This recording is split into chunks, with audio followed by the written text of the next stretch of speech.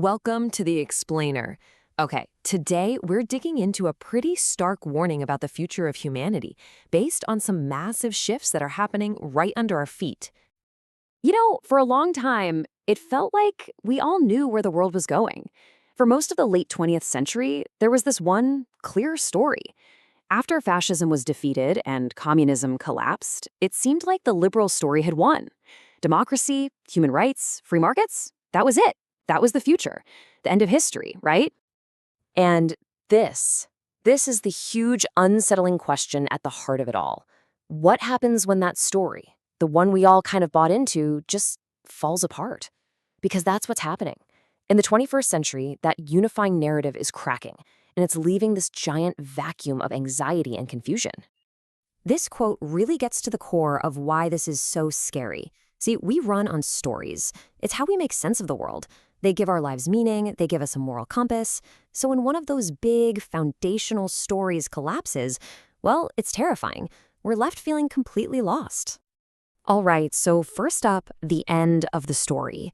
Let's really look at how this dominant narrative, the one that promised freedom and progress for everybody, began to unravel so fast. And this timeline just lays it out so clearly. You can see how quickly that consensus just disintegrated. For decades, the path forward seemed so obvious. But then came the 2008 financial crisis, and suddenly people all over the world started doubting the system. And by 2016, with things like Brexit and the US election, it was impossible to ignore. Millions of people felt totally left behind by globalization. The future we thought was inevitable? Yeah, not so much. So what on earth caused such a massive shakeup? Well, the source material points to two gigantic, world-altering revolutions that are happening at the exact same time, and they're changing the very definition of what it means to be human. Okay, so think about it like this. You've got the information technology revolution over here, hacking computers, giving us insane processing power. And then you've got the biotechnology revolution over there, hacking life itself, giving us the power to re-engineer bodies and brains. But the key thing to get, and this is crucial, is that these are not two separate things. They are fusing together. And that fusion leads to this, the ability to hack human beings. When you combine massive amounts of data with a deep biological understanding, you get algorithms that can know you better than you know yourself. Seriously, they can predict what you'll do, they can shape what you want, they can even pull the levers on your emotions. This has never, ever happened before in history. So what does this new era of hackable humans actually mean for you and me, for the average person? Well, the consequences are, they're huge. It changes the entire nature of the challenges we face as a society. Now, this is a powerful and frankly scary shift in thinking. For the last century, the big fight was about fairness, right? About being exploited by the rich and powerful. But the argument here is that the next big struggle won't be about being exploited. It'll be about struggling to matter at all, to just be relevant in a world that might not need you anymore.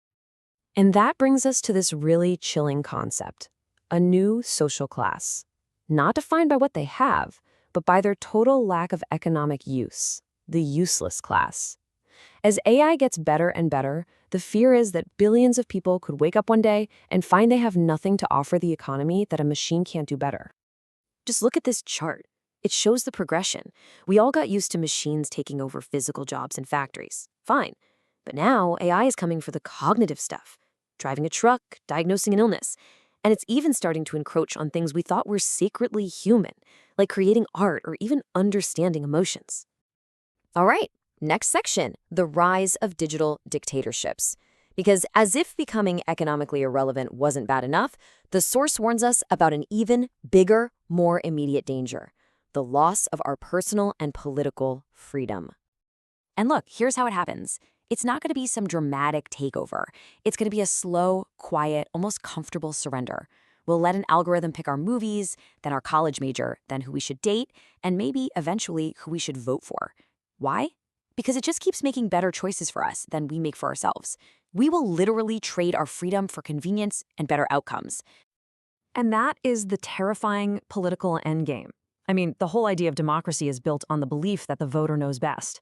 But what happens when a corporation or a government has an algorithm that can hack our hearts and manipulate the feelings of millions of people at once?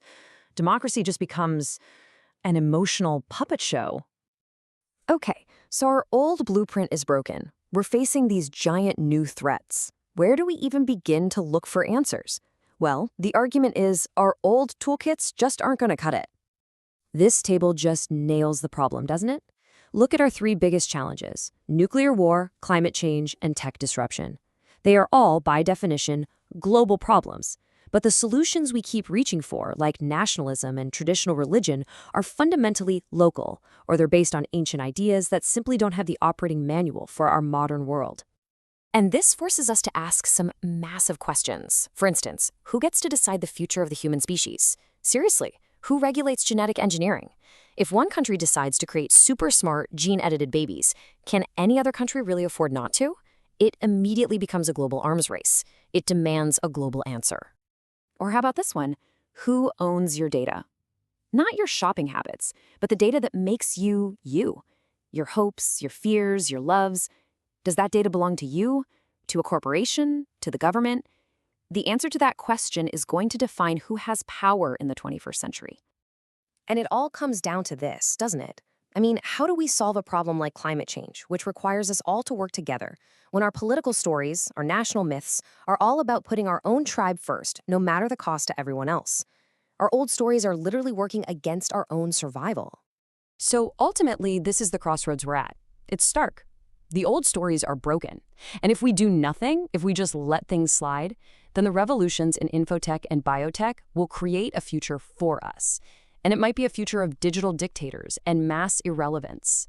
The only other path is for us to consciously and together design a new global story. And that really is the final powerful message here. The story of what it means to be human in the 21st century is being written right now. The challenges are enormous. The stakes have never been higher. But if you're not in the room helping to write that story, well, then the future is going to be decided without you. The question is, what story are we going to choose?